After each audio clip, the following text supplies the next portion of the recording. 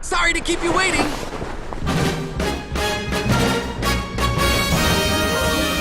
With Super Smash Bros. Ultimate having wrapped up its content output at the end of 2021, we at Source Gaming launched our Mega Smash Poll Ultimate Edition in early 2022. For those who don't know about these initiatives, it is a community-wide piece of market research to cover all things Smash Bros. What you all liked in the game, what you disliked, and what you want to see in a future title.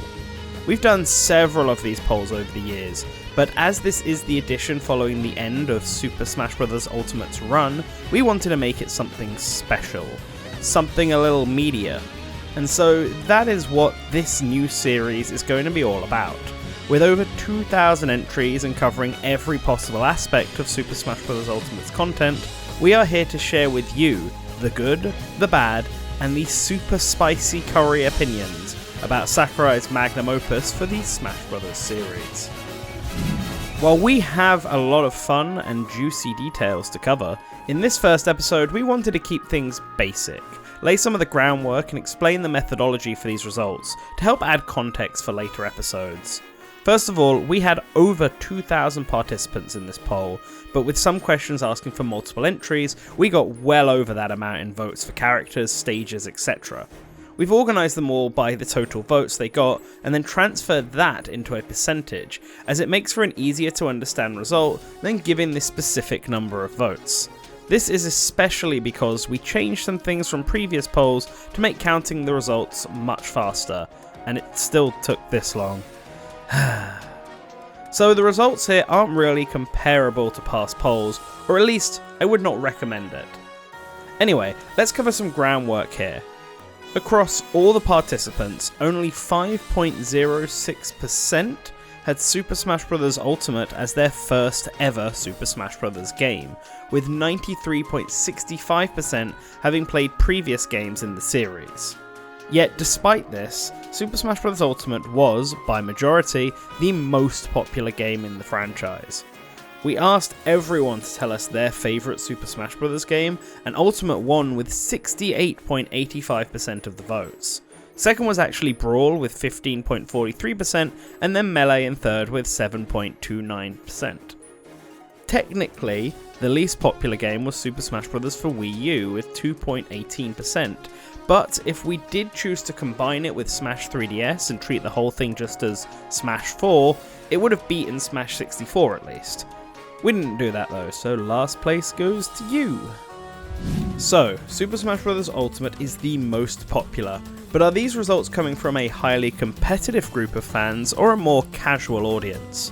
Well, for the vast majority of you, you landed somewhere in the middle, with 30.31% of respondents being equal in their enjoyment of casual and competitive Smash Bros.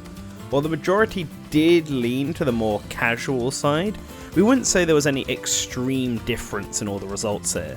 The graph kinda looks like a hill, showing that the peak way to enjoy Smash Bros. Is to play it both ways. But by how much did people actually enjoy Super Smash Bros. Ultimate? How satisfied were they? We asked participants to give us a satisfaction rating from 1 to 10, with 10 being the most satisfied. And the vast majority of votes fell into the 8 to 10 range, with 9 being the highest at 35.27%. The results showed a heavy leaning to satisfaction, with the outlier being completely unsatisfied at 1.29%. If you didn't like Ultimate, you really didn't like Ultimate, apparently. So what has all this basic information told us about our poll of participants? Well, the majority have played more than one Super Smash Bros. Game, been involved in the series before Ultimate, and most of the participants don't lean too heavily into either the casual or competitive scene, but enjoy a bit of both. And for many, Super Smash Bros. Ultimate is their favourite game in the series, being a game that they are ultimately very satisfied with. So keep this all in mind in later episodes when we go over all the aspects of the series, especially stuff like modes and items and opinions about Smashes Online. But we don't want to end this video on just the groundwork, so let's talk series, video game series to be precise. One question we wanted to know is what everyone's favourite video game franchise was, not just series that have been in Super Smash Bros., but in general. This would give us a good idea for what everyone's gaming background is, and we split the results into series that have been in Smash Bros. As a fighter or stage, and series that have not. And the top results are pretty interesting. Well, actually, number 1, sitting at 12.56% of the votes, was Super Smash Bros. Itself. Which maybe we shouldn't have let people vote for? Ah well. Coming after this are the 3 major Nintendo franchises one might expect: Super Mario, Legend of Zelda, and Pokemon. For the former 2, we had some hyper-specific picks, like 3D Mario or Breath of the Wild Zelda, but these all got combined into their parent franchises for this result. Following this is our first third-party series with Sonic the Hedgehog at 4.47%, which is quite the drop from Pokemon. Then we went back to Nintendo for Kirby, Xenoblade Chronicles, and Fire Emblem. Xenoblade was a right shocker, especially given that when this poll was being conducted, 3 didn't even have a release date yet. The Japanese anime series don't stop there though, with our second third-party series in Kingdom Hearts at 2.61%. I guess Sora winning out in the Smash ballot was no joke. Or did the series get more fans from Sora joining the roster? Lastly, in the 10th place slot was Metroid, only slightly behind Kingdom Hearts. And that gives us the top 10 video game series by popularity, and they are all in Super Smash Bros. Already, and all very Nintendo leaning. I suppose that makes sense for Super Smash Bros. Fans, but what if I told you slot 11 was taken by a series without a character in Smash Bros.? The top of the new franchise list.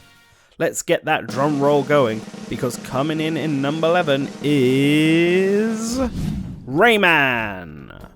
With 1.96% of votes, Rayman is the next series fans want to see get a character into Smash, and Rabbids are a separate thing in this poll and have a separate slot, so they didn't contribute to this result. And for any naysayers out there saying that 1.96% isn't much, well, we had 162 series voted for as people's favourites, so when you consider that, 1.96% is actually quite a lot. On screen right now is the top 11 list for series without a character in Super Smash Bros.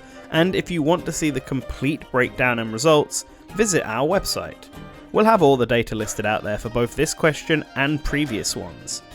This is where we're going to end episode 1 of this series off, but for those who have watched through to the end, here's a question for you about the next episode, our character-focused episode. We asked everyone to tell us who their favourite and least favourite character was in Super Smash Bros. Ultimate, and while every character had at least one person who disliked them, there were 4 characters who didn't get a single like. Take a guess in the comments and see if you can figure out who they are. I've been Nantenjex, and I want to thank everyone who participated in this study. We've got some good results on the way, so stay tuned. I also want to thank our patrons, $5 and up, who help to keep the website up. Without them, who knows where all this cool data would go. Also for patrons, we're going to be releasing the next episode at the same time as the current one goes up on YouTube. So if you're a patron, you should find that video already available. Don't miss out on the next episode by subscribing, sharing the results by, well, sharing the video, and always remember to return to the source.